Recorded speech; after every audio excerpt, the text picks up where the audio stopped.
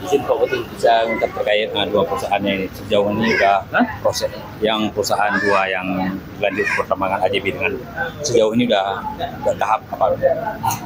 Oh ya, dua perusahaan tersebut kan sesuai dengan aturan ya. Kalau terkait dengan perpanjangan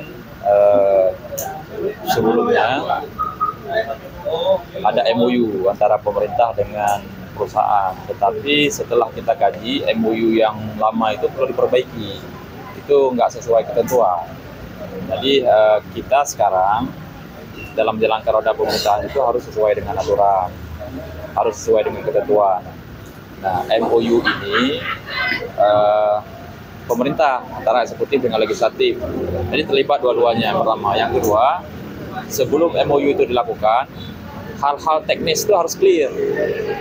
Nah, termasuk dengan rencana pembangunan jalan permanen ke depan harus clear di mana. Dan oleh karena itu kita bentuk tim. Nah, tim survei ke lapangan. Nah, tim survei ke lapangan itu bersama-sama antara eksekutif, legislatif, dan pihak perusahaan untuk memastikan. Jadi kita nggak mau lagi main-main ke depan ini. Itu sudah dilaksanakan? Sudah dilakukan. Jadi pertemuan antara perusahaan dengan eksekutif legislatif di satu forum sudah dilakukan, sudah clear. Hasil tindak lanjut pertemuan itu bentuk tim turun ke lapangan.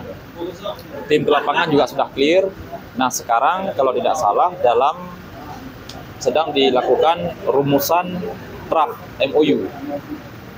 Draft MOU juga melibatkan semuanya, eksekutif, legislatif, dan pihak perusahaan. Artinya kesempatan para investor untuk kembali bekerja. Ya, kita akan begini, investor kita dukung, ya kita dukung, tapi aturan-aturan itu kan harus diindahkan, harus dipatuhi bersama.